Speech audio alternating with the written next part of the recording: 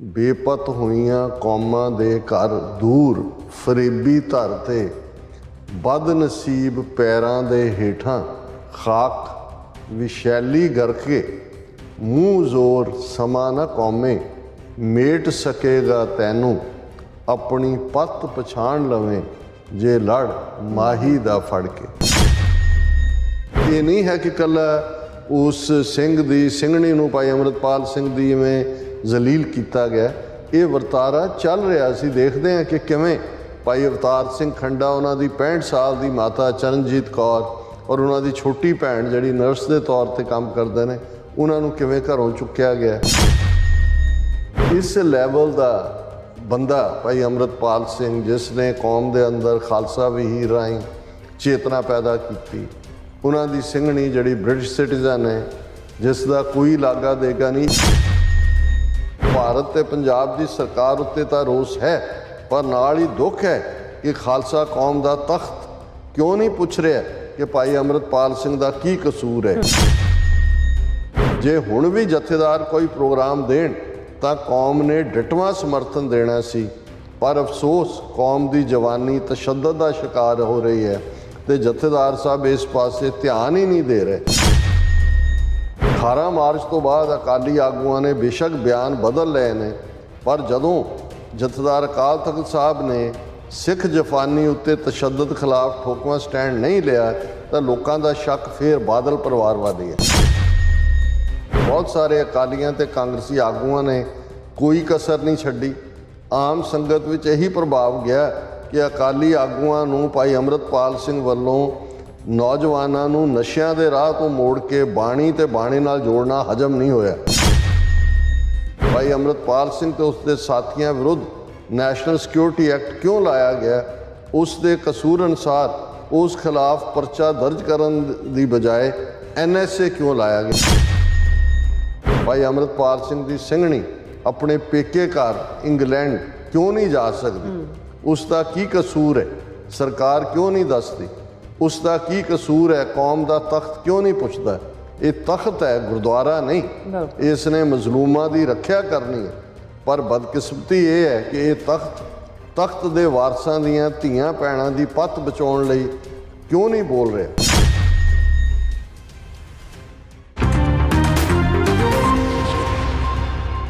ਵਾਹਿਗੁਰੂ ਜੀ ਕਾ ਖਾਲਸਾ, ਵਾਹਿਗੁਰੂ ਜੀ ਕੀ ਫਤਿਹ। ਅਸਲਾਮ ਵਾਲੇਕਮ, ਆਦਾਬ ਅਰਜ਼। ਮੈਂ ਤੁਹਾਡੀ ਹੋਸਟ ਨੀਲਮ ਕੌਰ ਤੇ TV84 ਦੇ ਸਾਰੇ ਦਰਸ਼ਕਾਂ ਤੇ ਸਰੋਤਿਆਂ ਨੂੰ ਜੀ ਆਇਆਂ ਕਹਿੰਦੇ ਆ ਪ੍ਰੋਗਰਾਮ ਸੱਚੋ ਸੱਚ ਵਿੱਚ, ਜਿਹੜੇ ਇਸ ਪ੍ਰੋਗਰਾਮ ਨਾਲ ਦੇਸ਼ਾਂ ਵਿਦੇਸ਼ਾਂ ਤੋਂ ਜੁੜ ਚੁੱਕੇ ਨੇ।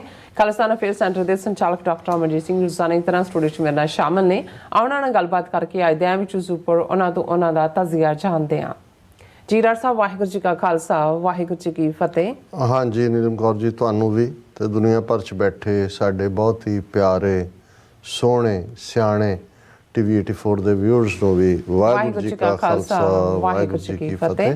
ਤੇ ਸਾਡੇ ਬਹੁਤ ਹੀ ਪਿਆਰੇ ਮੁਸਲਮਾਨ ਭੈਣਾਂ ਭਰਾਵਾਂ ਨੂੰ ਅਸਲਾਮ ਅਲੈਕੁਮ। ਜੀ ਡਾਕਟਰ ਸਾਹਿਬ, ਜੀ ਆਇਆਂ ਨੂੰ ਪ੍ਰੋਗਰਾਮ ਸੱਚੋ ਸੱਚ ਵਿੱਚ। ਬਹੁਤ ਸ਼ੁਕਰੀਆ ਜੀ ਡਾਕਟਰ ਸਾਹਿਬ, ਅੱਜ 20 ਅਪ੍ਰੈਲ 2023 7 ਵਿਸਾਖ ਨਾਨਕ ਸ਼ਾਹੀ ਸੰਮਤ 555 ਦਾ ਦਿਨ ਹੈ। ਤੇ ਡਾਕਟਰ ਸਾਹਿਬ, ਪ੍ਰੋਗਰਾਮ ਸ਼ੁਰੂ ਕਰਨ ਤੋਂ ਪਹਿਲਾਂ ਅਸੀਂ ਦਰਸ਼ਕਾਂ ਤੇ ਸਰੋਤਿਆਂ ਨੂੰ ਹਮੇਸ਼ਾ ਤਰ੍ਹਾਂ ਦੱਸਿਓ ਵਿਊਅਰਸ, ਜੇ ਤੁਸੀਂ ਹੱਕ ਸੱਚ ਇਨਸਾਫ ਤੇ ਪੈਰਾ ਦਿੰਦਾ ਇੱਕੋ ਇੱਕ ਚੈਨਲ TV84 ਨੂੰ ਦੇਖਣਾ ਚਾਹੁੰਦੇ ਹੋ ਤਾਂ ਤੁਸੀਂ ਦੇਖ ਸਕਦੇ ਹੋ spectrum cable, RCN cable, Bell Fibe cable Canada, roku, Jadoo box, ਸ਼ਾਵਾ, ਫੇਸਬੁੱਕ TV84 ਦੀ ਐਪ ਰਾਹੀਂ online streaming and IP box ਤੇ ਤੁਸੀਂ TV84 ਨੂੰ ਦੇਖ ਸਕਦੇ ਹੋ। ਵਿਊਅਰਸ, ਜੇ ਤੁਸੀਂ TV84 ਨਾਲ ਜਾਂ ਪ੍ਰੋਗਰਾਮ ਸੱਚੋ ਸੱਚ ਨਾਲ ਫੇਸਬੁੱਕ ਰਾਹੀਂ ਜੁੜੇ ਤਾਂ ਵੱਧ ਤੋਂ ਵੱਧ ਲਾਈਕ ਕਰੋ ਤੇ ਸ਼ੇਅਰ ਕਰੋ ਅਤੇ ਨਾਲ ਹੀ YouTube ਤੇ ਸਬਸਕ੍ਰਾਈਬ ਵੀ ਕਰੋ। ਇਹ ਵੀ ਦੱਸ ਦਿਓ ਕਿ ਤੁਸੀਂ TV84 ਦੀ ਐਪ ਨੂੰ ਐਂਡਰੋਇਡ ਐਂਡ ਐਪ ਸਟੋਰ ਤੇ ਡਾਊਨਲੋਡ ਕਰਕੇ ਜੋ TV84 ਦੀ ਲਾਈਵ ਸਟ੍ਰੀਮ ਹੈ ਉਸ ਨੂੰ ਤੁਸੀਂ 24 ਆਵਰਸ ਦੇਖ ਸਕਦੇ ਹੋ। ਸੋ ਵਿਊਅਰਸ, ਪ੍ਰੋਗਰਾਮ ਦੀ ਸ਼ੁਰੂਆਤ ਕਰਨ ਜਾ ਰਹੇ ਹਾਂ ਦੀ ਸਪਾਂਸਰਸ਼ਿਪ ਦੇ ਹਵਾਲੇ ਨਾਲ ਕਿ ਅੱਜ ਦੇ ਪ੍ਰੋਗਰਾਮ ਸੱਚੋ ਸੱਚ ਨੂੰ ਸਪਾਂਸਰ ਕੀਤਾ ਗਿਆ ਟੋਰਾਂਟੋ ਤੋਂ ਸਰਦਾਰ ਸੁਖਵੰਤ ਸਿੰਘ ਜੀ ਹੋਰਾਂ ਵੱਲੋਂ। ਸੋ ਇਹਨਾਂ ਬੇਨਤੀ ਕੀਤੀ ਹੈ ਕਿ ਭਾਈ ਅੰਮ੍ਰਿਤਪਾਲ ਸਿੰਘ ਦੇ ਹੱਕ ਵਿੱਚ ਹਾਂ ਦਾ ਨਾਰਾ ਮਾਰਨ ਦੀ ਉਹਨਾਂ ਦੀ ਪਤਨੀ ਨਾਲ ਕੀਤੀ ਬਦਸਲੂਕੀ ਕੌਮ ਨੂੰ ਇੱਕ ਸੁਨੇਹਾ ਹੈ ਹਕੂਮਤ ਵੱਲੋਂ। ਜੇ ਇਸ ਗੱਲ ਨੂੰ ਸਮਝਿਆ ਜਾਵੇ, हुकूमत सानू टीज़ कर रही है, साडे सिर वड्डी जिम्मेवारी है, असी इस गल दी जिहड़ी डूंघाई नूं समझीए। सो अज दी स्पॉन्सरशिप लई असी वीर सुखवंत सिंह होरां जी दा तहे दिल तों धन्नवाद करदे हां। तुहानूं भी अपील ते बेनती करदे हां कि तुसीं प्रोग्राम सच्चो सच नूं वध तो वध स्पॉन्सर करो। स्पॉन्सरशिप लई तुसीं सानूं कॉल कर सकदे हो साडे फोन नंबर ते 5166191984, सेम नंबर ते WhatsApp कर सकदे हो। तुसीं सानूं ईमेल भी कर सकदे हो info@tveri4.tv ते। सो व्यूअर्स, पहले सैगमेंट विच आपां गलबात करन जा रहे हां कि मीडिया रिपोर्टां अनुसार कि भाई अमृतपाल सिंह दी ਸਿੰਘਣੀ ਨੂੰ ਅੰਮ੍ਰਿਤਸਰ ਦੇ ਹਵਾਈ ਅੱਡੇ ਤੇ ਲਗਭਗ 5 ਘੰਟੇ ਜ਼ਲੀਲ ਕਰਨ ਤੋਂ ਬਾਅਦ ਵਾਪਸ ਪਿੰਡ ਭੇਜ ਦਿੱਤਾ ਗਿਆ ਹੈ ਅਤੇ ਇੰਗਲੈਂਡ ਦੇ ਜਹਾਜ਼ ਤੇ ਨਹੀਂ ਚੜ੍ਹਨ ਦਿੱਤਾ ਗਿਆ। ਸੋ ਇਸ ਸਮੁੱਚੀ ਸਿੱਖ ਕੌਮ ਦੇ ਮੂੰਹ ਤੇ ਹਿੰਦੂ ਤਵੀ ਵੱਲੋਂ ਮਾਰੀ ਗਈ ਕਰਾਰੀ ਜਿਹੜੀ ਚਪੇੜ ਹੈ। ਸੋ ਸਿੱਖ ਕੌਮ ਦਾ ਸੇਵਾਮਾਨ ਕਿੱਥੇ ਹੈ? ਸੋ ਇਸ ਬਾਰੇ ਆਪਾਂ ਗੱਲਬਾਤ ਕਰਨ ਜਾ ਰਹੇ ਹਾਂ। ਸੋ ਅਸੀਂ ਚਾਹਾਂਗੇ ਕਿ ਤੁਸੀਂ ਇਸੇ ਤਰ੍ਹਾਂ ਬਣੇ ਰਹਿਣਾ। ਦੇਖਣ ਸੁਣਨ ਲਈ ਤੁਹਾਡਾ ਸਭ ਦਾ ਬਹੁਤ ਬਹੁਤ ਸ਼ੁਕਰੀਆ ਜੀ। ਡਾਕਟਰ ਸਾਹਿਬ ਕੀ ਕਹਿਣਾ ਚਾਹੋਗੇ? ਦੇਖੋ, ਸਭ ਤੋਂ ਪਹਿਲਾਂ ਤਾਂ ਅੱਜ ਦੇ ਪ੍ਰੋਗਰਾਮ ਨੂੰ ਸਪਾਂਸਰ ਕਰਨ ਲਈ ਅਸੀਂ ਵੀਰ ਸੁਖਵੰਤ ਸਿੰਘ ਟੋਰਾਂਟੋ ਨਿਵਾਸੀ ਜੀ ਉਹਨਾਂ ਦਾ ਸ਼ੁਕਰੀਆ ਅਦਾ ਕਰਦੇ। ਔਰ ਜਿਹੜਾ ਅੱਜ ਵਿਸ਼ਾ ਸਮੁੱਚੀ ਸਿੱਖ ਕੌਮ ਦੇ ਵਿੱਚ ਇੱਕ ਨਮੋਸ਼ੀ ਵਾਲਾ ਬਣਿਆ ਹੋਇਆ ਔਰ ਅੱਜ ਸਾਰਾ ਦਿਨ ਖਬਰਾਂ ਇਸ ਦੇ ਦੁਆਲੇ ਹੀ ਘੁੰਮਦੀਆਂ ਰਹੀਆਂ, ਉਹ ਜਦੋਂ ਅਸੀਂ ਦੇਖਦੇ ਹਾਂ ਕਿ ਕਿਵੇਂ ਜਿਹੜੀਆਂ ਕੌਮਾਂ ਬੇਪਤ ਹੋ ਰਹੀਆਂ ਹੁੰਦੀਆਂ ਨੇ, ਜਿਨ੍ਹਾਂ ਦੇ ਹੱਥ 'ਚ ਪਾਵਰ ਹੁੰਦੀ ਹੈ, ਉਹ ਤੁਹਾਨੂੰ ਕਿਸ ਹੱਦ ਤੱਕ ਜਾ ਕੇ ਜ਼ਲੀਲ ਕਰ ਰਹੀਆਂ ਹੁੰਦੀਆਂ। ਜਦੋਂ ਬੀਬੀਆਂ ਦੇ ਨਾਲ ਦੁਰਵਿਵਹਾਰ ਹੋਏ, ਉਹਨਾਂ ਨੂੰ ਨਿਸ਼ਾਨੇ 'ਤੇ ਲਿਆ ਜਾਏ ਤੇ ਸਮਝੋ ਕਿ ਉਸ ਕੌਮ ਦੀ ਗੈਰਤ ਦਾ ਇਹ ਫਾਈਨਲ ਟੈਸਟ ਹੈ। ਔਰ ਐਗਜ਼ੈਕਟਲੀ ਅੱਜ ਇਵੇਂ ਹੀ ਹੋਇਆ। ਔਰ ਉਸ ਘਟਨਾ ਦੇ ਉੱਤੇ ਹੀ ਅਸੀਂ ਜਿਹੜਾ ਅੱਜ ਦੇ ਪਹਿਲੇ ਸੈਗਮੈਂਟ ਨੂੰ ਵੀ ਕਰ ਰਹੇ ਹਾਂ। ਔਰ ਬੀਬੀ ਕਿਰਨਦੀਪ ਕੌਰ ਸਿੰਘਣੀ ਭਾਈ ਅੰਮ੍ਰਿਤਪਾਲ ਸਿੰਘ, ਜਿਨ੍ਹਾਂ ਦਾ ਆਨੰਦ ਕਾਰਜ ਫਰਵਰੀ ਮਹੀਨੇ 'ਚ ਹੀ ਹੋਇਆ, ਉਹ ਬ੍ਰਿਟਿਸ਼ ਸਿਟੀਜ਼ਨ ਨੇ ਔਰ ਆਪਣਾ ਕੰਮ ਕਰਦੇ ਨੇ, ਜੌਬ ਕਰਦੇ ਨੇ। ਉੱਥੇ ਹੁੰਦਿਆਂ ਵੀ ਔਨਲਾਈਨ ਆਪਣਾ ਕੰਮ ਕਰ ਰਹੇ ਸੀ। ਔਰ ਜਿਹੜੀ ਵੀਜ਼ਾ ਰਿਕੁਆਇਰਮੈਂਟ ਹੁੰਦੀ ਹੈ ਸ਼ਾਇਦ 90 ਦਿਨਾਂ ਦੀ, ਬ੍ਰਿਟਨ ਦੀ ਜਿਹੜੇ ਸਿਟੀਜ਼ਨ ਨੇ ਉਹਨਾਂ ਨੂੰ ਵਾਪਸ ਜਾਣਾ ਪੈਂਦਾ। ਸੋ ਉਹ ਉਸੇ ਸਿਲਸਿਲੇ ਦੇ ਵਿੱਚ ਹੀ ਸ਼ਾਇਦ ਪਹਿਲਾਂ ਐਕਸਟੈਂਸ਼ਨ ਲਈ ਹੋਏ ਜਾਂ ਕਿਵੇਂ ਹੈ, ਉਹ ਵਾਪਸ ਜਾਣ ਦੇ ਲਈ ਜਦੋਂ ਏਅਰਪੋਰਟ 'ਤੇ ਪਹੁੰਚੇ 11:30 ਵਜੇ, 1:30 ਵਜੇ ਉਹਨਾਂ ਦੀ ਫਲਾਈਟ ਸੀ ਅਤੇ ਉਹਨਾਂ ਨੂੰ ਰੋਕ ਲਿਆ ਗਿਆ। 5-6 ਘੰਟੇ ਪੂਰੀ ਹਰਾਸਮੈਂਟ ਕੀਤੀ ਗਈ, ਜਿਹਦੇ 'ਚ ਅੰਮ੍ਰਿਤਸਰ ਦੀ ਰੂਰਲ ਪੁਲਿਸ ਔਰ ਭਾਰਤ ਦੀਆਂ ਸਾਰੀਆਂ ਹੀ ਸੈਂਟਰਲ ਏਜੰਸੀਆਂ ਦੇ ਬੰਦੇ, ਔਰ ਉਹਨਾਂ ਨੂੰ ਜਿਹੜਾ ਹੈ ਉਹ ਵਾਪਸ ਜੱਲੂਪੁਰ ਖੇੜਾ ਭੇਜ ਦਿੱਤਾ ਗਿਆ। ਔਰ ਇਸ ਦੇ ਉੱਤੇ ਅੱਗੋਂ ਗੱਲ ਕਰਨ ਤੋਂ ਪਹਿਲਾਂ ਵੀਰ ਸੁਖਵੰਤ ਸਿੰਘ ਹੋਰਾਂ ਨੇ ਵੀ ਇਸ ਪਾਸੇ ਵਾਲੀ ਜਿਹੜਾ ਹੈ ਉਹ ਆਪਣੇ ਮੈਸੇਜ ਨੂੰ ਕੇਂਦਰਿਤ ਕੀਤਾ ਕਿ ਅੱਜ ਅਸੀਂ ਕਿੱਥੇ ਪਹੁੰਚ ਗਏ, ਸਾਡੇ ਨਾਲ ਕੀ ਵਾਪਰ ਰਿਹਾ। ਔਰ ਇਸ ਸਭ ਦੇ ਬਾਵਜੂਦ ਜੇ ਸਾਨੂੰ ਇਸ ਸਾਰੇ ਦੀ ਗੰਭੀਰਤਾ ਦਾ ਅਹਿਸਾਸ ਨਹੀਂ ਹੈ ਔਰ ਅਸੀਂ ਇਕੱਠੇ ਹੋ ਕੇ ਆਪਣੇ ਹੱਕਾਂ ਲਈ, ਕੌਮੀ ਆਜ਼ਾਦੀ ਲਈ ਔਰ ਆਪਣੇ ਤਾਕਤ ਨੂੰ ਇੱਕ ਥਾਂ ਇਕੱਠੇ ਨਹੀਂ ਕਰਾਂਗੇ, ਉਸ ਕਿਸਮ ਦਾ ਹੀ ਖਲਾਰਾ ਵੰਡਾਰਾ ਔਰ ਤੂੰ ਚੋਰ ਦੀ ਜਿਹੜੀ ਲਾਈਨ, ਜਿਹੜੀ ਖਾਸ ਤੌਰ 'ਤੇ ਸੋਸ਼ਲ ਮੀਡੀਆ 'ਤੇ ਅਸੀਂ ਲਗਾਤਾਰਤਾ ਨਾਲ ਦੇਖਦੇ ਹਾਂ, ਤਾਂ ਫਿਰ ਇਸ ਗੱਲ ਦਾ ਧਿਆਨ ਰਹਿਣਾ ਚਾਹੀਦਾ। ਔਰ ਇਹ ਲਫ਼ਜ਼ ਮੇਰੇ ਨਹੀਂ ਨੇ, ਸਰ ਕਪੂਰ ਸਿੰਘ ਜਿਹੜੇ 20ਵੀਂ ਸਦੀ ਦੇ ਵੱਡੇ ਸਿੱਖ ਫਿਲਾਸਫਰ ਹੋਏ ਨੇ, ਉਹਨਾਂ ਦੇ ਅਲਫਾਜ਼ ਨੇ ਕਿ ਸਾਨੂੰ ਇਸ ਭੁਲੇਖੇ 'ਚ ਨਹੀਂ ਰਹਿਣਾ ਚਾਹੀਦਾ ਕਿ ਅਸੀਂ ਅਜਿੱਤ ਹੈ, ਸਾਨੂੰ ਕੋਈ ਫਤਹ ਨਹੀਂ ਕਰ ਸਕਦਾ, ਸਾਨੂੰ ਕੋਈ ਡੇਗ ਨਹੀਂ ਸਕਦਾ। ਉਹਨਾਂ ਨੇ ਕਿਹਾ ਬਿਲਕੁਲ ਗੁਰੂ ਨੇ ਸਾਡੀਆਂ ਨੀਹਾਂ ਬਹੁਤ ਪੁਖਤਾ ਰੱਖੀਆਂ ਨੇ, ਸਾਨੂੰ ਗੁਰੂ ਨੇ ਉਹਨਾਂ ਸਿਧਾਂਤਾਂ ਦੇ ਉੱਤੇ ਲਿਆ ਕੇ ਖੜਾ ਕੀਤਾ ਹੈ ਜਿਹੜੇ ਸਿਧਾਂਤ ਚਿਰਜੀਵੀ ਨੇ, ਐਟਰਨਲ ਨੇ। ਲੇਕਿਨ ਉਹਨਾਂ ਸਿਧਾਂਤਾਂ 'ਤੇ ਖਲੋਣ ਵਾਲੀ ਕੌਮ ਨੂੰ ਸਮੇਂ ਦੇ ਹਾਣ ਦਾ ਹੋਣਾ ਪਏਗਾ। ਜੇ ਸਮੇਂ ਦੇ ਹਾਣ ਦਾ ਨਾ ਹੋਈਏ ਤੇ ਫਿਰ ਜਿਹੜੀਆਂ ਬਹੁਤ ਸਾਰੀਆਂ ਕੌਮਾਂ, ਕਬੀਲੇ, ਜ਼ਬਾਨਾਂ, ਸੱਭਿਆਚਾਰ, ਸਿਵਲਾਈਜੇਸ਼ਨਸ, ਉਹ ਘੱਟੇ ਦੇ ਵਿੱਚ ਵਕਤ ਰੋਲ ਦਿੰਦਾ।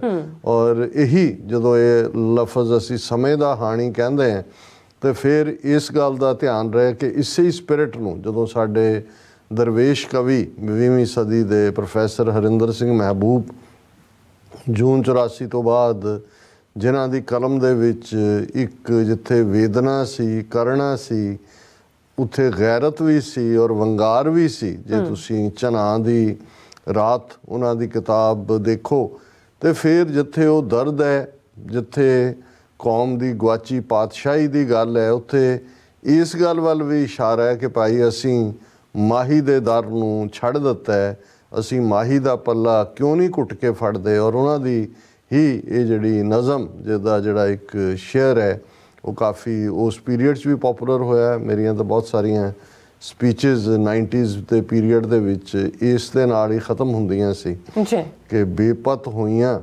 ਕੌਮਾਂ ਦੇ ਘਰ ਦੂਰ ਫਰੇਬੀ ਧਰ ਤੇ, ਬੇਪਤ ਹੋਈਆਂ ਕੌਮਾਂ ਦੇ ਘਰ ਦੂਰ ਫਰੇਬੀ ਧਰ ਤੇ, ਬਦਨਸੀਬ ਪੈਰਾਂ ਦੇ ਹੇਠਾਂ ਖਾਕ ਵਿਸ਼ੈਲੀ ਗਰਕੇ, ਮੂੰਹ ਜ਼ੋਰ ਸਮਾਂ ਨਾ ਕੌਮੇ, ਮੇਟ ਸਕੇਗਾ ਤੈਨੂੰ ਆਪਣੀ ਪੱਤ ਪਛਾਣ ਲਵੇਂ ਜੇ ਲੜ ਮਾਹੀ ਦਾ ਫੜ ਕੇ। ਹੁਣ ਜਦੋਂ ਅਸੀਂ ਫਰੇਬੀਆਂ ਦੇ ਵਸ ਪਏ ਹੋਏ ਹਾਂ, ਫਰੇਬੀਆਂ ਦੀ ਧਰਤੀ ਨੂੰ ਕਹਿੰਦੇ ਨੇ, ਜ਼ਮੀਨ ਨੂੰ ਕਹਿੰਦੇ ਨੇ, ਤੇ ਕੌਮ ਇਹਨਾਂ ਫਰੇਬੀਆਂ ਦੇ ਹੱਥ ਦੇ ਵਿੱਚ ਜਿਹੜੀ ਹੈ ਉਹ ਬੇਪਤ ਹੋ ਰਹੀ ਹੈ। ਔਰ ਇਹ ਸਾਡੇ ਪੈਰ ਬਦਨਸੀਬ, ਕਿਉਂਕਿ ਜਿਹੜੇ ਠੀਕ ਟਾਈਮ ਤੇ ਠੀਕ ਫੈਸਲਾ ਨਹੀਂ ਲੈਂਦੇ, ਜੋ 47 ਦੌਰ ਦੀ ਸਾਡੀ ਲੀਡਰਸ਼ਿਪ ਨੇ ਜਿਸ ਕਿਸਮ ਦਾ ਬਜਰ ਗੁਨਾਹ ਕੀਤਾ, ਤੇ ਫਿਰ ਤੁਹਾਡੇ ਪੈਰ ਜ਼ਹਿਰੀਲੀ ਮਿੱਟੀ ਦੇ ਉੱਤੇ ਆ ਕੇ ਖਲੋ ਜਾਂਦੇ ਨੇ। ਬਦਨਸੀਬ ਪੈਰਾਂ ਦੇ ਹੇਠਾਂ ਖਾਕ ਵਿਸ਼ੈਲੀ ਕਰਕੇ। ਇਹ ਠੀਕ ਹੈ ਕਿ ਅਸੀਂ ਬੇਪਤ ਵੀ ਹਾਂ, ਇਹ ਵੀ ਠੀਕ ਹੈ ਕਿ ਜਿਸ ਧਰ ਤੇ ਅਸੀਂ ਖੜੇ ਹਾਂ ਉਹ ਵੀ ਫਰੇਬੀਆਂ ਦੀ ਹੈ। ਇਹ ਵੀ ਠੀਕ ਹੈ ਕਿ ਸਾਡੇ ਪੈਰਾਂ ਦੇ ਹੇਠਾਂ ਜਿਹੜੀ ਹੈ ਜ਼ਹਿਰੀਲੀ ਖਾਕ ਹੈ, ਲੇਕਿਨ ਸਾਡਾ ਮਾਹੀ, ਸਾਡਾ ਪਿਆਰਾ, ਸਾਡਾ ਗੁਰੂ ਜਿਹੜਾ ਉਹ ਇਸ ਕਦਰ ਜਿਸਕਾ ਸਾਹਿਬ ਡਾਢਾ ਹੋਏ ਤਿਸ ਕੋ ਮਾਰ ਨਾ ਸਾਕੇ ਕੋਏ। ਪਰ ਅਸੀਂ ਉਸ ਡਾਢੇ ਸਾਹਿਬ ਦਾ ਪੱਲਾ ਤੇ ਘੁੱਟ ਕੇ ਫੜੀਏ। ਜੇ ਅਸੀਂ ਉਸ ਮਾਹੀ ਦਾ, ਪਿਆਰੇ ਦਾ ਪੱਲਾ ਫੜ ਲਾਂਗੇ ਤੇ ਫਿਰ ਸਮਾਂ ਜਿੰਨਾ ਮਰਜ਼ੀ ਮੂੰਹ ਜ਼ੋਰ ਹੋਏ। ਜਦੋਂ ਅਸੀਂ ਮੂੰਹ ਜ਼ੋਰੀ ਦੀ ਗੱਲ ਕਰਦੇ ਹਾਂ, ਕਈ ਵਾਰ ਜਿਹੜੇ ਹਾਲਾਤ ਦਾ ਰੇਲਾ ਹੈ ਉਹ ਤੁਹਾਨੂੰ ਕਿਤੇ ਦਾ ਕਿਤੇ ਲੈ ਜਾਂਦਾ ਹੈ। ਅਸੀਂ 18ਵੀਂ ਸਦੀ 'ਚ ਵੀ ਇਸ ਕਿਸਮ ਦੇ ਸਾਕਿਆਂ 'ਚੋਂ, ਇਸ ਕਿਸਮ ਦੇ ਘੱਲੂਕਾਰਿਆਂ 'ਚੋਂ, ਇਸ ਕਿਸਮ ਦੇ ਨਸਲਕੁਸ਼ੀਆਂ ਦੇ ਮਾਹੌਲ 'ਚੋਂ ਗੁਜ਼ਰੇ।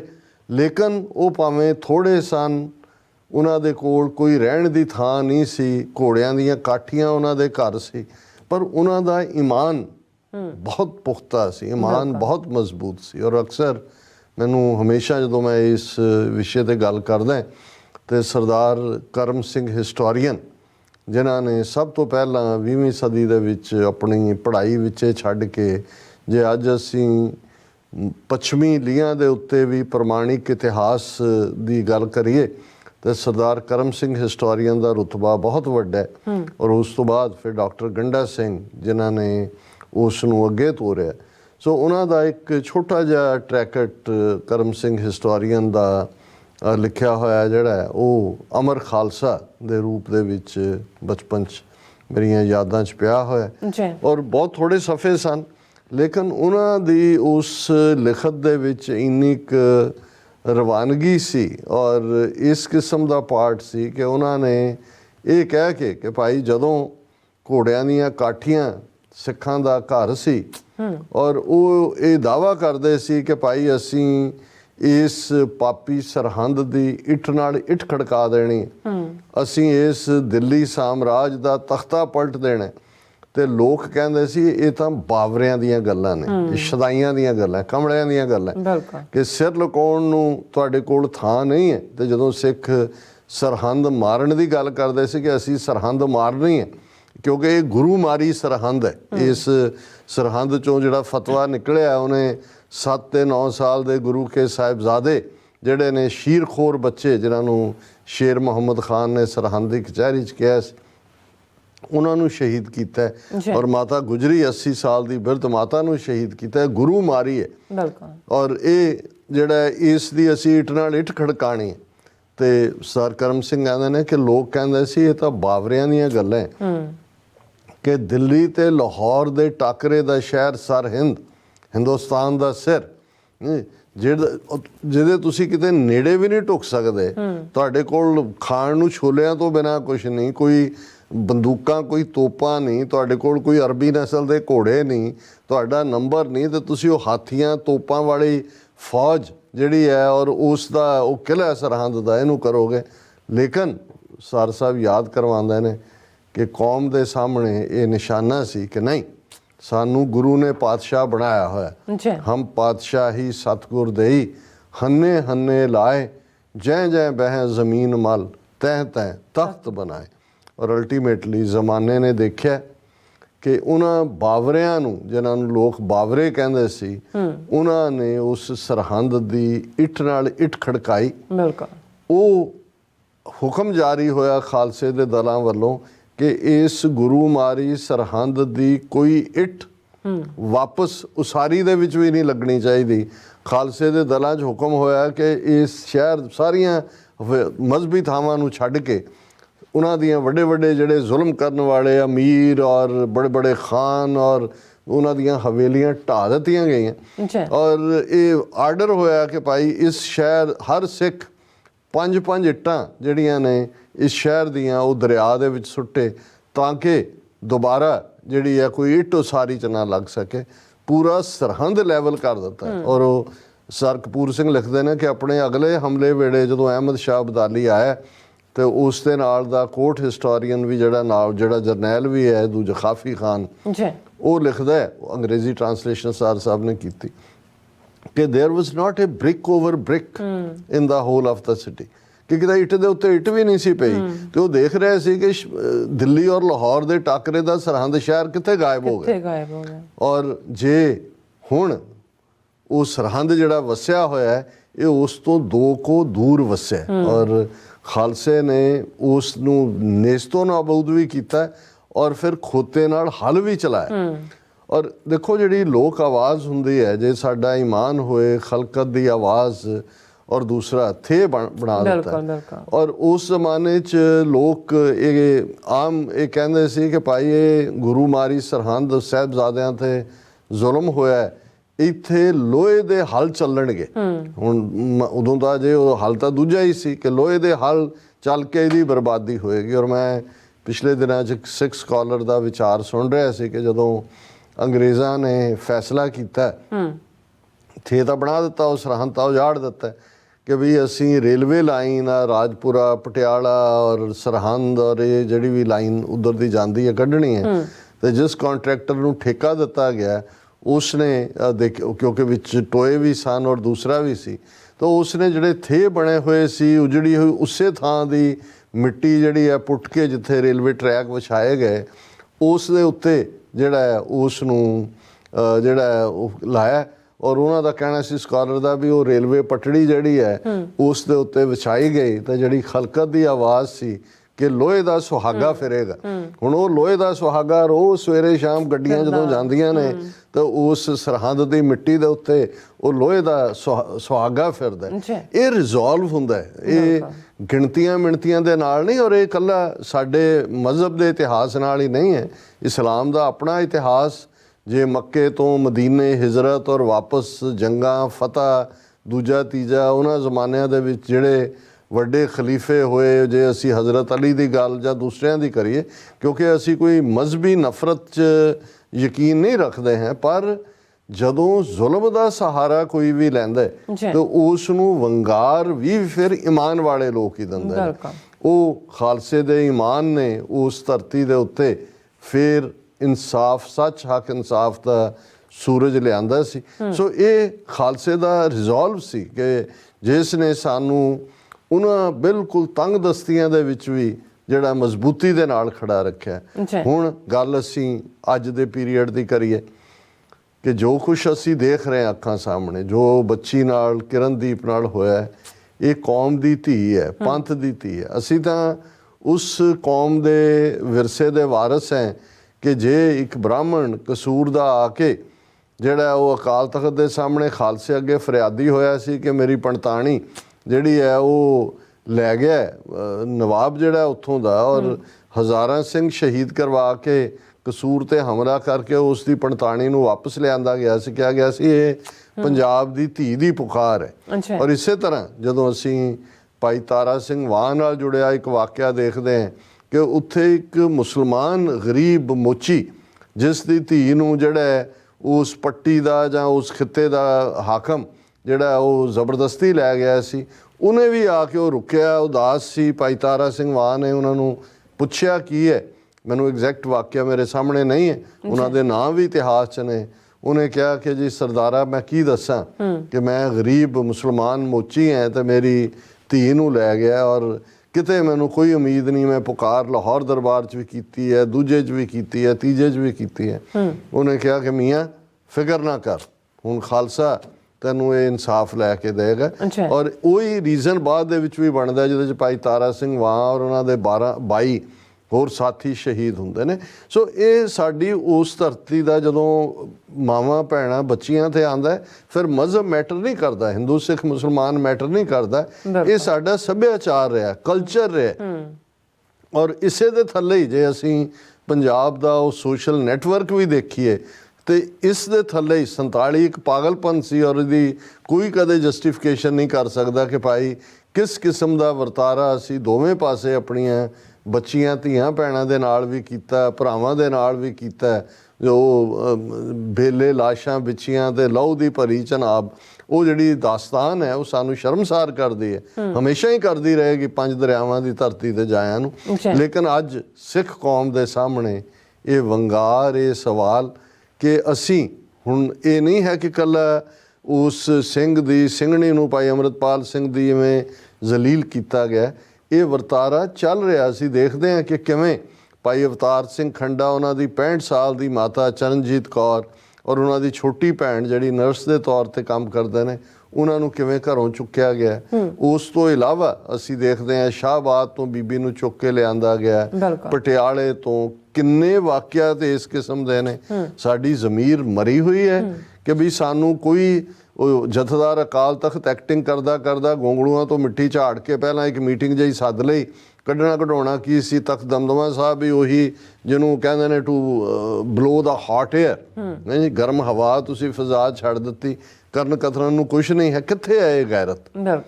ਔਰ ਇਹ ਇਸ ਗੱਲ ਨੂੰ ਅਸੀਂ ਯਾਦ ਰੱਖੀਏ ਕਿ ਇਹ ਫਾਈਨਲ ਟੈਸਟ ਹੁੰਦਾ। ਔਰ ਬਹੁਤ ਵਾਰ ਅਸੀਂ ਜਿਹੜਾ ਉਹ ਪ੍ਰਾਈਡ ਵੀ ਲੈਂਦੇ ਹਾਂ ਜਦੋਂ 18ਵੀਂ ਸਦੀ ਦਾ ਕਿ ਜੀ ਹਰੀ ਸਿੰਘ ਨਲੂਆ ਦਾ ਜ਼ਿਕਰ ਕਰਦੇ ਹਾਂ, ਅਕਾਲੀ ਫੂਲਾ ਸਿੰਘ ਦਾ ਜ਼ਿਕਰ ਕਰਦੇ ਹਾਂ, ਉਹਨਾਂ ਕਿ ਭਾਈ ਉਹਨਾਂ ਨੇ ਕਿਵੇਂ ਕਬਾਇਲ ਦੇ ਵਿੱਚ ਜਾ ਕੇ ਜਿੱਥੇ ਜਮਰੌਦ ਤੱਕ ਜਾ ਕੇ ਉਹਨਾਂ ਨੇ ਆਪਣੇ ਝੰਡੇ ਝੁਲਾਏ, ਦੂਜਾ ਕੀਤਾ।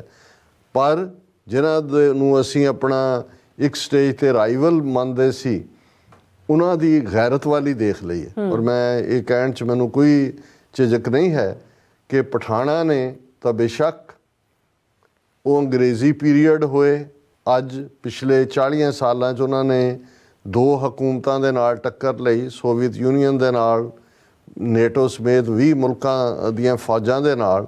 ਔਰ ਉਹਨਾਂ ਨੇ ਦੱਸਿਆ ਕਿ ਭਾਈ ਜਿਹੜੀ ਹੁੱਬੇ ਵਤਨੀ ਹੁੰਦੀ ਹੈ, ਆਪਣੀ ਧਰਤੀ ਦੇ ਨਾਲ ਪਿਆਰ ਹੁੰਦਾ, ਉਹ ਕੀ ਹੁੰਦਾ, ਕਿਵੇਂ ਉਹ ਲੜੇ। ਲੇਕਿਨ ਮੈਂ ਕਿਉਂਕਿ ਅੱਜ ਮੇਰੇ ਮਨ 'ਚ, ਹਾਲਾਂਕਿ ਸਵੇਰੇ ਅਸੀਂ ਅਰਲੀ ਮੈਰੀਲੈਂਡ ਜਾਣਾ ਸੀ ਔਰ ਮੈਂ ਸਵੇਰੇ ਹੀ 5 ਵਜੇ ਅਸੀਂ ਨਿਕਲੇ, ਉਸ ਤੋਂ ਪਹਿਲੀ ਖਬਰ ਹੀ ਜਦੋਂ ਮੈਂ ਦੇਖੀ ਤਾਂ ਮੇਰੇ ਮਨ 'ਤੇ ਸਵੇਰ ਦਾ ਇਹੀ ਸਵਾਰ ਹੈ।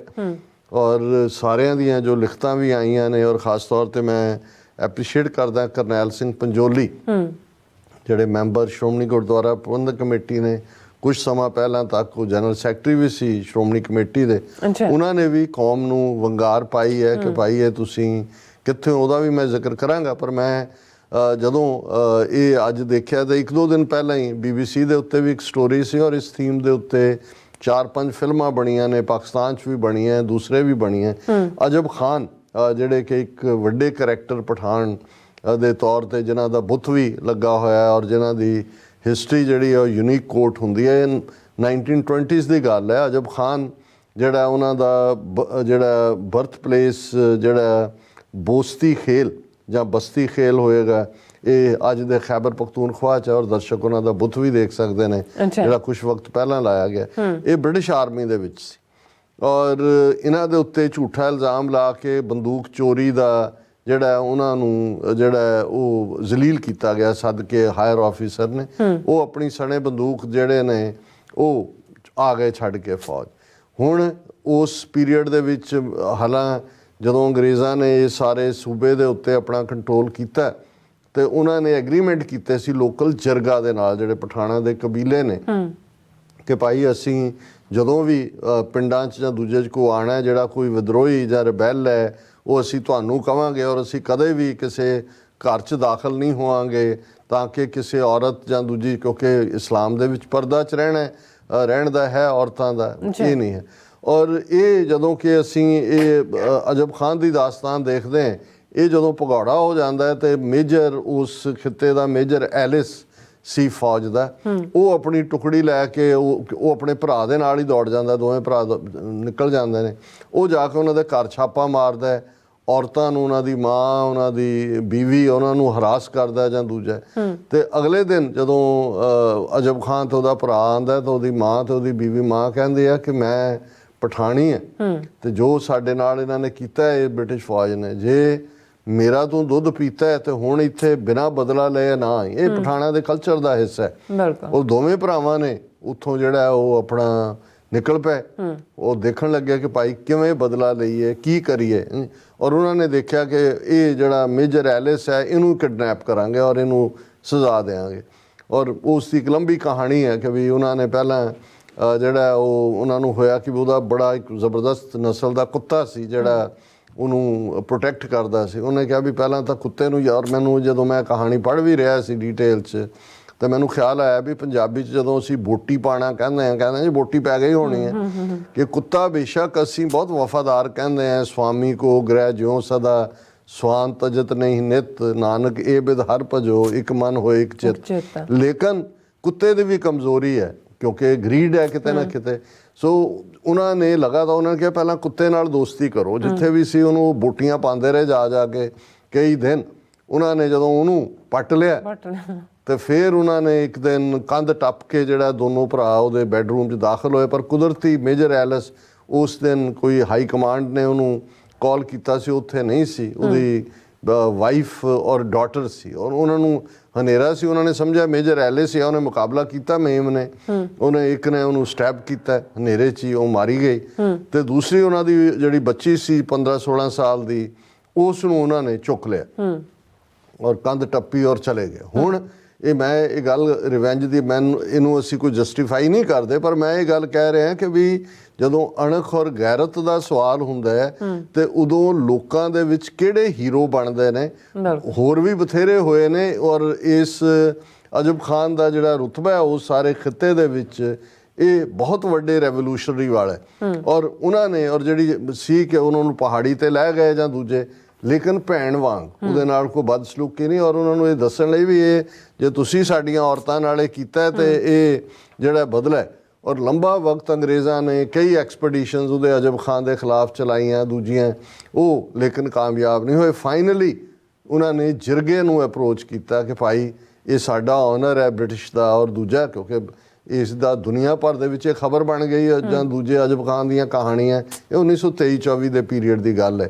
ਉਦੋਂ ਹੀ ਜਲਿਆਂਵਾਲਾ ਬਾਗ ਹੋ ਕੇ ਹਟਿਆ ਸੀ, ਇੱਧਰ ਵੀ ਬਦਨਾਮ ਨਫ਼ਰਤ ਸੀ ਅੰਗਰੇਜ਼ਾਂ ਲਈ ਔਰ ਅਜਬ ਖਾਨ ਹਿੰਦੂਆਂ, ਸਿੱਖਾਂ, ਮੁਸਲਮਾਨਾਂ ਸਾਰਿਆਂ ਦਾ ਹੀ ਹੀਰੋ ਬਣਿਆ ਵੀ ਅੰਗਰੇਜ਼ ਉਹ ਜਿੱਥੇ ਜਾ ਰਿਹਾ ਉੱਥੋਂ ਅੱਗੇ ਨਿਕਲ ਜਾਂਦਾ। ਅੰਗਰੇਜ਼ਾਂ ਨੇ ਪਿੰਡਾਂ ਦੇ ਪਿੰਡ ਬਰਬਾਦ ਕਰਤੇ, ਦੂਜਾ ਉਹਨਾਂ ਦੇ ਕਾਬੂ ਨਹੀਂ ਆਇਆ। ਫਿਰ ਜਿਰਗੇ ਨੇ ਉਹਨੂੰ ਕਿਹਾ ਕਿ ਭਾਈ ਦੇਖ ਹੁਣ ਤੂੰ ਬਦਲਾ ਲੈ ਲਿਆ, ਜੋ ਤੂੰ ਮਾਂ ਨਾਲ ਕਾਲ ਕੀਤਾ ਸੀ ਤੂੰ ਕਰ ਲਿਆ। ਤਾਂ ਉਹਨੇ ਬੜੇ ਆਨਰ ਦੇ ਨਾਲ, ਪਰ ਉਹਨੇ ਕਿਹਾ ਵੀ ਆਹ ਸਾਰੀਆਂ ਸ਼ਰਤਾਂ ਨੇ ਪਹਿਲਾਂ ਇਹ ਮੰਨਣ।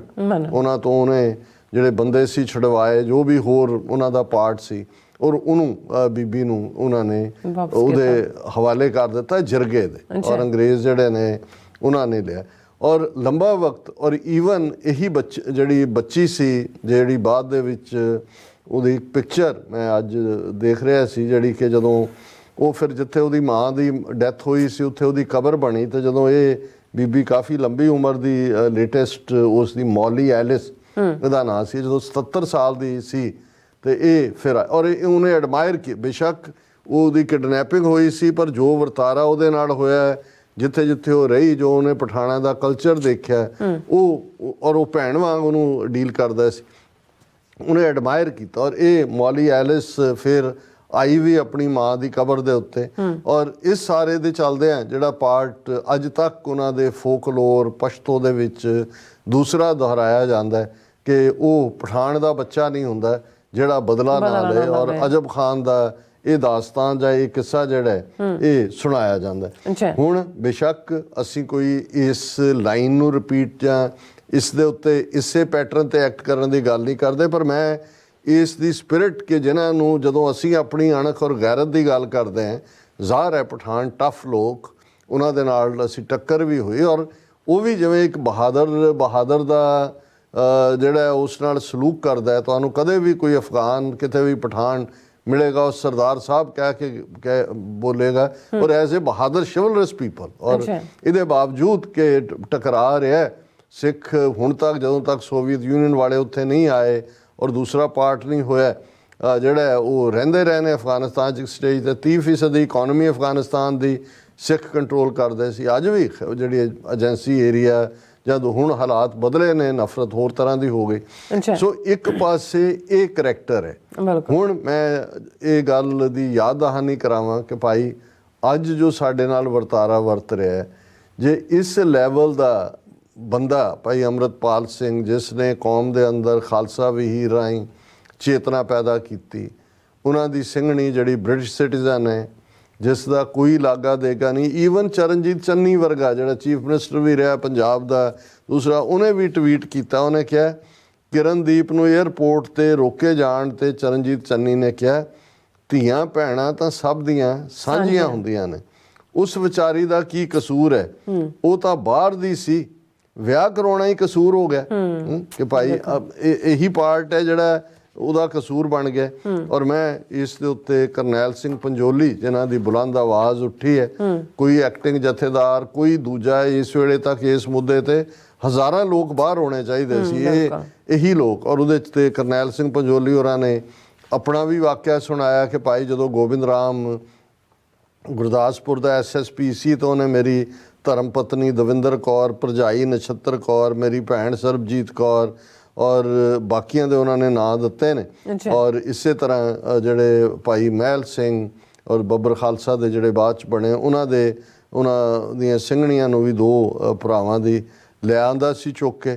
ਤੇ ਉਦੋਂ ਪ੍ਰੋਫੈਸਰ ਦਰਸ਼ਨ ਸਿੰਘ ਜਿਹੜਾ ਉਹ ਜਥੇਦਾਰ ਸੀ ਐਕਟਿੰਗ, ਉਹਨਾਂ ਨੇ ਗਰਜ ਕੇ ਕਿਹਾ ਸੀ ਵੀ ਇਹਨਾਂ ਨੂੰ ਤੁਸੀਂ ਬੀਬੀਆਂ ਨੂੰ ਤੂੰ ਲਿਆਇਆ, ਇਹਨਾਂ ਨੂੰ ਛੱਡ ਨਹੀਂ। ਤੇ ਔਰ ਜਦੋਂ ਖੁਦ ਆਏ ਤੇ ਹਜ਼ਾਰਾਂ ਸੰਗਤਾਂ ਦਾ ਜਿਹੜਾ ਹੈ ਉਹ ਇਕੱਠ ਹੋਇਆ, ਉਹਨਾਂ ਨੇ ਬਟਾਲੇ ਨੂੰ ਘੇਰ ਲਿਆ ਉਸ ਥਾਂ ਨੂੰ ਆ ਕੇ, ਔਰ ਉਹਨਾਂ ਨੂੰ ਛੱਡਣਾ ਪਿਆ ਸੀ। ਇਸ ਵਾਕਿਆ ਤੋਂ ਉਹਨਾਂ ਨੇ ਸ਼ੁਰੂ ਕੀਤਾ ਤੇ ਇਸ ਦੇ ਉੱਤੇ ਉਹਨਾਂ ਨੇ ਅਫਸੋਸ ਦਾ ਇਜ਼ਹਾਰ ਉਹਨਾਂ ਦੀ ਸਟੇਟਮੈਂਟ ਦਾ ਉਨਵਾਨ ਹੀ ਹੈ, ਆਤਮਾ ਮਰ ਜਾਵੇ ਸਰੀਰ ਹਰਕਤ ਕਰਦਾ ਰਹੇ, ਇਹ ਗੁਲਾਮੀ ਹੀ ਹੁੰਦੀ ਹੈ। ਸਰੀਰ ਖਾ ਪੀ ਰਹੇ ਹੈ, ਸਾਰੇ ਦੇਖ ਰਹੇ ਹੈ, ਚਸਕੇ ਲੈ ਕੇ ਕਈ ਖਬਰਾਂ ਵੀ ਪੜ੍ਹ ਰਹੇ ਹੋਣਗੇ, ਅੱਛਾ ਛੱਡਤਾ, ਆ ਗਿਆ, ਹੋ ਗਿਆ। ਲੇਕਿਨ ਉਹਨਾਂ ਨੇ ਕਿਹਾ ਜੇ ਹੁਣ ਵੀ ਜਥੇਦਾਰ ਕੋਈ ਪ੍ਰੋਗਰਾਮ ਦੇਣ ਤਾਂ ਕੌਮ ਨੇ ਡਟਵਾਂ ਸਮਰਥਨ ਦੇਣਾ ਸੀ, ਪਰ ਅਫਸੋਸ ਕੌਮ ਦੀ ਜਵਾਨੀ ਤਸ਼ੱਦਦ ਦਾ ਸ਼ਿਕਾਰ ਹੋ ਰਹੀ ਹੈ ਤੇ ਜਥੇਦਾਰ ਸਾਹਿਬ ਇਸ ਪਾਸੇ ਧਿਆਨ ਹੀ ਨਹੀਂ ਦੇ ਰਹੇ। ਗੱਲ ਕਿਸੇ ਤੋਂ ਲੁਕੀ ਛਿਪੀ ਨਹੀਂ। ਭਾਈ ਅੰਮ੍ਰਿਤਪਾਲ ਸਿੰਘ ਦੇ ਖਿਲਾਫ ਕਿਵੇਂ ਬਿਕਰਮਜੀਤ ਸਿੰਘ ਮਜੀਠੀਆ ਬੇਲੋੜੀ ਬਿਆਨਬਾਜ਼ੀ ਕਰਦੇ ਰਹੇ, ਸੁਖਬੀਰ ਸਿੰਘ ਬਾਦਲ, ਬੀਬੀ ਹਰਸਿਮਰਤ ਕੌਰ ਬਾਦਲ ਸਮੇਤ ਹੋਰ ਬਹੁਤ ਸਾਰੇ ਅਕਾਲੀਆਂ ਤੇ ਕਾਂਗਰਸੀ ਆਗੂਆਂ ਨੇ ਕੋਈ ਕਸਰ ਨਹੀਂ ਛੱਡੀ। ਆਮ ਸੰਗਤ ਵਿੱਚ ਇਹੀ ਪ੍ਰਭਾਵ ਗਿਆ ਕਿ ਅਕਾਲੀ ਆਗੂਆਂ ਨੂੰ ਭਾਈ ਅੰਮ੍ਰਿਤਪਾਲ ਸਿੰਘ ਵੱਲੋਂ ਨੌਜਵਾਨਾਂ ਨੂੰ ਨਸ਼ਿਆਂ ਦੇ ਰਾਹ ਤੋਂ ਮੋੜ ਕੇ ਬਾਣੀ ਤੇ ਬਾਣੇ ਨਾਲ ਜੋੜਨਾ ਹਜਮ ਨਹੀਂ ਹੋਇਆ। 18 ਮਾਰਚ ਤੋਂ ਬਾਅਦ ਅਕਾਲੀ ਆਗੂਆਂ ਨੇ ਬੇਸ਼ੱਕ ਬਿਆਨ ਬਦਲ ਲਏ ਨੇ, ਪਰ ਜਦੋਂ ਜਥੇਦਾਰ ਅਕਾਲ ਤਖਤ ਸਾਹਿਬ ਨੇ ਸਿੱਖ ਜਫਾਨੀ ਉੱਤੇ ਤਸ਼ੱਦਦ ਖਿਲਾਫ ਠੋਕਵਾਂ ਸਟੈਂਡ ਨਹੀਂ ਲਿਆ ਤਾਂ ਲੋਕਾਂ ਦਾ ਸ਼ੱਕ ਫੇਰ ਬਾਦਲ ਪਰਿਵਾਰ ਵੱਲ ਹੀ ਹੈ। ਤਾਂ ਉਹਨਾਂ ਨੇ ਕਿਹਾ ਵੀ ਨਹੀਂ, ਬਸ ਇੱਥੇ ਕੀ ਉਹਨਾਂ ਕਰਤਾ, ਗੋਂਗਲੂਆਂ ਤੋਂ ਮਿੱਟੀ ਝਾੜ ਦਿੱਤੀ। ਫਿਰ ਉਹਨਾਂ ਨੇ ਜਿਹੜੀ ਹੁਬ ਦੇ ਨਾਲ ਜਿਹੜਾ ਇੱਕ ਵੰਗਾਰ ਪਾਈ ਹੈ ਕੌਮ ਨੂੰ, ਉਹਨਾਂ ਨੇ ਕਿਹਾ ਆਜ਼ਾਦ ਭਾਰਤ ਦੀ ਧਰਤੀ ਉੱਤੇ ਸਿੱਖ ਕੌਮ ਨਾਲ ਧੱਕੇਸ਼ਾਹੀ ਹੁੰਦੀ ਹੋਵੇ ਸਮਝ ਪੈਂਦੀ ਹੈ, ਪਰ ਪੰਜਾਬ ਦੀ ਜ਼ਮੀਨ ਉੱਤੇ ਹਰ ਰੋਜ਼ ਸਿੱਖ ਕੌਮ ਦੇ ਬੱਚਿਆਂ ਉੱਤੇ ਤਸ਼ੱਦਦ ਹੁੰਦਾ ਹੋਏ, ਇੰਟੈਰੋਗੇਸ਼ਨ ਸੈਂਟਰਾਂ ਵਿੱਚ ਰੱਖ ਕੇ ਸਿੱਖ ਨੌਜਵਾਨਾਂ ਉੱਤੇ ਜ਼ਬਰ ਢਾਇਆ ਜਾ ਰਿਹਾ ਹੋਏ, ਉਹਨਾਂ ਨੂੰ ਨੈਸ਼ਨਲ ਸਿਕਿਉਰਿਟੀ ਐਕਟ ਤਹਿਤ ਨਜ਼ਰਬੰਦ ਕੀਤਾ ਜਾ ਰਿਹਾ ਹੋਏ, ਸਿੱਖ ਨੌਜਵਾਨਾਂ ਨਾਲ ਖਤਰਨਾਕ ਅਪਰਾਧੀਆਂ ਵਾਂਗ ਸਲੂਕ ਕੀਤਾ ਜਾ ਰਿਹਾ ਹੋਏ, ਉਹਨਾਂ ਨੂੰ NSA ਲਾ ਕੇ ਪੰਜਾਬ ਤੋਂ ਬਹੁਤ ਦੂਰ ਅਸਾਮ ਦੀ ਡਿਬਰੂਗੜ੍ਹ ਜੇਲ੍ਹ ਵਿੱਚ ਬੰਦ ਕੀਤਾ ਜਾ ਰਿਹਾ ਹੈ। ਸਰਕਾਰਾਂ ਨਸ਼ਾ ਨਹੀਂ ਬੰਦ ਕਰ ਸਕੀਆਂ, ਪਰ ਭਾਈ ਅੰਮ੍ਰਿਤਪਾਲ ਸਿੰਘ ਨੇ ਨਸ਼ਾ ਪੀਣ ਵਾਲੇ ਨੌਜਵਾਨਾਂ ਨੂੰ ਨਸ਼ੇ ਤੋਂ ਹਟਾ ਕੇ अमृत छका के गुरु के लड़ ला दिता है। जी उसने खालसा जी के बोल बाले, पंथ की जीत, सरबत दे भले दे नाल नाल खालसा पंथ दी अडरी आज़ाद अते न्यारी हस्ती लई खालसा वहीर चलाई, जिस नाल गुरु दे पुੱਤਰ ਧੀਆਂ ਦਾ ਪੰਥਕ ਜਜ਼ਬਾ ਹੋਰ ਪ੍ਰਬਲ ਹੋਇਆ। ਸਿੱਖ ਨੌਜਵਾਨਾਂ ਦੇ ਮਨ ਅੰਦਰ ਖੁਸ਼ੀ ਦੀਆਂ ਲਹਿਰਾਂ ਉੱਠਣ ਲੱਗੀਆਂ। ਸਰਕਾਰਾਂ ਦੇ ਤਖਤ ਕੰਬੇ, ਉਹ ਹਰਕਤ ਵਿੱਚ ਆਈ। ਖਾਲਸਾ ਵਹੀਰ ਨੂੰ ਕਿਵੇਂ ਘੇਰਨਾ ਸਕੀਮਾਂ ਬਣੀਆਂ। ਆਖਿਰ ਸਾਜ਼ਿਸ਼ਾਂ ਸਿਰੇ ਚੜ੍ਹੀਆਂ। ਖਾਲਸਾ ਵਹੀਰ ਨੂੰ ਘੇਰ ਲਿਆ ਗਿਆ। ਪ੍ਰਬਲ ਹੋ ਰਿਹਾ ਖਾਲਸਾਈ ਜਜ਼ਬਾ ਜੰਜੀਰਾਂ ਵਿੱਚ ਜਕੜ ਦਿੱਤਾ ਗਿਆ। ਭਾਰਤ ਤੇ ਪੰਜਾਬ ਦੀ ਸਰਕਾਰ ਉੱਤੇ ਤਾਂ ਰੋਸ ਹੈ, ਪਰ ਨਾਲ ਹੀ ਦੁੱਖ ਹੈ ਕਿ ਖਾਲਸਾ ਕੌਮ ਦਾ ਤਖਤ ਕਿਉਂ ਨਹੀਂ ਪੁੱਛ ਰਿਹਾ ਕਿ ਭਾਈ ਅੰਮ੍ਰਿਤਪਾਲ ਸਿੰਘ ਦਾ ਕੀ ਕਸੂਰ ਹੈ। ਉਸ ਵੱਲੋਂ ਚਲਾਈ ਗਈ ਖਾਲਸਾਈ ਵਹੀਰ ਨਾਲ ਦੇਸ਼ ਦਾ ਕਿਹੜਾ ਹਿੱਸਾ ਟੁੱਟ ਗਿਆ। ਭਾਈ ਅੰਮ੍ਰਿਤਪਾਲ ਸਿੰਘ ਤੇ ਉਸ ਦੇ ਸਾਥੀਆਂ ਵਿਰੁੱਧ ਨੈਸ਼ਨਲ ਸਿਕਿਉਰਿਟੀ ਐਕਟ ਕਿਉਂ ਲਾਇਆ ਗਿਆ। ਉਸ ਦੇ ਕਸੂਰ ਅਨੁਸਾਰ ਉਸ ਖਿਲਾਫ ਪਰਚਾ ਦਰਜ ਕਰਨ ਦੀ ਬਜਾਏ NSA ਕਿਉਂ ਲਾਇਆ ਗਿਆ। ਔਰ ਅਖੀਰ 'ਚ ਉਹਨਾਂ ਨੇ ਇਹ ਵੰਗਾਰ ਫਿਰ ਯਾਦ ਦਹਾਨੀ ਕਰਾਈ ਹੈ ਕਿ ਅੱਜ ਭਾਈ ਅੰਮ੍ਰਿਤਪਾਲ ਸਿੰਘ ਸਮੇਤ ਬਹੁਤ ਸਾਰੇ ਸਿੱਖ ਨੌਜਵਾਨਾਂ ਦੇ ਪੁੱਤਰ ਧੀਆਂ ਨੂੰ ਥਾਣਿਆਂ ਵਿੱਚ ਬੁਲਾ ਕੇ ਕਿਉਂ ਅਪਮਾਨਿਤ ਕੀਤਾ ਜਾ ਰਿਹਾ। ਭਾਈ ਅੰਮ੍ਰਿਤਪਾਲ ਸਿੰਘ ਦੀ ਸਿੰਘਣੀ ਆਪਣੇ ਪੇਕੇ ਘਰ ਇੰਗਲੈਂਡ ਕਿਉਂ ਨਹੀਂ ਜਾ ਸਕਦੀ। ਉਸ ਦਾ ਕੀ ਕਸੂਰ ਹੈ, ਸਰਕਾਰ ਕਿਉਂ ਨਹੀਂ ਦੱਸਦੀ। ਉਸ ਦਾ ਕੀ ਕਸੂਰ ਹੈ, ਕੌਮ ਦਾ ਤਖਤ ਕਿਉਂ ਨਹੀਂ ਪੁੱਛਦਾ। ਇਹ ਤਖਤ ਹੈ, ਗੁਰਦੁਆਰਾ ਨਹੀਂ। ਇਸ ਨੇ ਮਜ਼ਲੂਮਾਂ ਦੀ ਰੱਖਿਆ ਕਰਨੀ ਹੈ। ਪਰ ਬਦਕਿਸਮਤੀ ਇਹ ਹੈ ਕਿ ਇਹ ਤਖਤ ਦੇ ਵਾਰਸਾਂ ਦੀਆਂ ਧੀਆਂ ਭੈਣਾਂ ਦੀ ਪੱਤ ਬਚਾਉਣ ਲਈ ਕਿਉਂ ਨਹੀਂ ਬੋਲ ਰਿਹਾ। ਇਸ ਤਖਤ ਤੋਂ ਇਹ ਆਵਾਜ਼ ਕਿਉਂ ਨਹੀਂ ਗੂੰਜਦੀ ਕਿ ਆਨੰਦਪੁਰ ਜਾਗਦਾ ਹੈ ਦਿੱਲੀਏ, ਆਨੰਦਪੁਰ ਜਾਗਦੇ ਰਹਿਣਾ, ਤੈਨੂੰ ਲਲਕਾਰਦਾ ਦਿੱਲੀਏ, ਇਹਨੇ ਲਲਕਾਰਦੇ ਰਹਿਣਾ। ਖਾਲਸਾ ਜੀ ਉੱਠੋ, ਜਾਗੋ। ਬੰਦਿਆਂ ਦੀ ਸੋਚ ਵਾਲੀਆਂ ਪਾਰਟੀਆਂ ਦੇ ਪਿੱਛੇ ਲੱਗਣ ਦੀ ਬਜਾਏ ਗੁਰੂ ਗ੍ਰੰਥ ਤੇ ਗੁਰੂ ਪੰਥ ਦੀ ਸੋਚ ਵਾਲੀ ਨਿਰੋਲ ਖਾਲਸਾ ਪੰਜਾਬੀ ਪਾਰਟੀ ਬਣਾਓ ਅਤੇ ਜ਼ਬਰ, ਜ਼ੁਲਮ, ਅਤਿਆਚਾਰ ਨੂੰ ਠੱਲ ਪਾਉਣ ਦੇ ਨਾਲ ਨਾਲ ਆਜ਼ਾਦ ਪੰਜਾਬ ਦੀ ਸਰਕਾਰ ਬਣਾਓ ਜੋ ਹਲੇਮੀ ਰਾਜ ਦਾ ਰੂਪ ਹੋਏ। ਚਲੋ ਅਖੀਰਲਾ ਪਾਰਟ ਤਾਂ ਉਹਨਾਂ ਨੇ ਆਪਣਾ ਪੋਲੀਟੀਕਲ ਦਿੱਤਾ, ਉਹ ਤਾਂ ਅਸੀਂ ਸਮਝਦੇ ਹਾਂ ਕਿ ਖਾਲਿਸਤਾਨ ਦੀ ਪ੍ਰਾਪਤੀ ਹੀ ਹੁਣ ਅਲਟੀਮੇਟ ਗੋਲ ਹੈ। ਪਰ ਫਿਰ ਵੀ ਸਰ ਕਰਨੈਲ ਸਿੰਘ ਪੰਜੋਲੀ ਨੇ ਠੀਕ ਵਕਤ ਦੇ ਉੱਤੇ ਇਹਨੂੰ ਕਹਿੰਦੇ ਨੇ ਹਾ ਦਾ ਨਾਰਾ ਮਾਰਨਾ, ਉਹਨਾਂ ਨੇ ਉਹ ਕੌਮ ਨੂੰ ਵੰਗਾਰਿਆ। ਔਰ ਇਹ ਜਿਹੜਾ ਐਕਟਿੰਗ ਜਥੇਦਾਰ ਔਰ ਇਹ ਸਾਰਾ ਬਾਦਲ ਲਾਣਾ ਜਿਹੜਾ ਨਾਲ ਰਲਿਆ ਹੋਇਆ ਏਜੰਸੀਆਂ ਦੇ, ਉਹਨਾਂ ਨੂੰ ਵੀ ਲੋਕਾਂ ਸਾਹਮਣੇ ਐਕਸਪੋਜ਼ ਕੀਤਾ। ਜੀ ਡਾਕਟਰ ਸਾਹਿਬ, ਤੁਹਾਡਾ ਬਹੁਤ ਬਹੁਤ ਸ਼ੁਕਰੀਆ। ਸੋ ਇੱਥੇ ਬ੍ਰੇਕ ਤੇ ਜਾਣ ਤੋਂ ਪਹਿਲਾਂ ਅਸੀਂ ਆਪਣੇ ਦਰਸ਼ਕਾਂ ਤੇ ਸਰੋਤਿਆਂ ਨੂੰ ਅਪੀਲ ਤੇ ਬੇਨਤੀ ਕਰਦੀ ਵਿਊਅਰਸ, ਜਿਸ ਤਰ੍ਹਾਂ ਕਿ ਤੁਸੀਂ ਜਾਣਦੇ ਹੋ ਕਿ TV84 ਇੱਕ ਪੰਥਕ ਚੈਨਲ ਹੈ। TV84 ਦੀ ਚੜ੍ਹਦੀ ਕਲਾ ਲਈ ਵੱਧ ਤੋਂ ਵੱਧ ਡੋਨੇਟ ਕਰੋ। ਡੋਨੇਟ ਕਰਨ ਲਈ ਸਾਡੀ ਵੈਬਸਾਈਟ TV84.tv ਤੇ ਜਾ ਕੇ ਪੇਪਲ ਦੀ ਵਰਤੋਂ ਕਰਕੇ ਵਨ ਟਾਈਮ ਡੋਨੇਟ ਕਰ ਸਕਦੇ ਹੋ, ਮੰਥਲੀ ਡੋਨੇਟ ਵੀ ਕਰ ਸਕਦੇ ਹੋ। ਤੁਸੀਂ TV84 ਦੇ ਨਾਮ ਤੇ ਚੈੱਕ ਬਣਾ ਕੇ ਸਾਨੂੰ ਮੇਲ ਵੀ ਕਰ ਸਕਦੇ ਹੋ ਸਾਡੇ ਇਸ ਪਤੇ ਤੇ 36-01 37th Avenue, Long Island city, New York 11101 USA, ਜਾਂ ਫਿਰ ਤੁਸੀਂ ਸਾਨੂੰ ਫੋਨ ਰਾਹੀਂ ਵੀ ਸੰਪਰਕ ਕਰ ਸਕਦੇ ਹੋ। ਸਾਡੇ ਫੋਨ ਨੰਬਰ ਤੇ 5166619184। ਤੁਸੀਂ ਸਾਨੂੰ ਈਮੇਲ ਵੀ ਕਰ ਸਕਦੇ ਹੋ info@tv84.tv ਤੇ। ਅਸੀਂ ਤੁਹਾਡੇ ਤਹਿ ਦਿਲ ਤੋਂ ਸ਼ੁਕਰਗੁਜ਼ਾਰ ਹੋਵਾਂਗੇ। ਸੋ ਤਲੇ ਨੇ ਬ੍ਰੇਕ ਵਿਊਅਰਸ, ਤੁਸੀਂ ਇਸੇ ਤਰ੍ਹਾਂ ਬਣੇ ਰਹਿਣਾ। ਮਿਲਦੇ ਹਾਂ ਛੋਟੇ ਜਿਹੇ ਬ੍ਰੇਕ ਤੋਂ ਬਾਅਦ।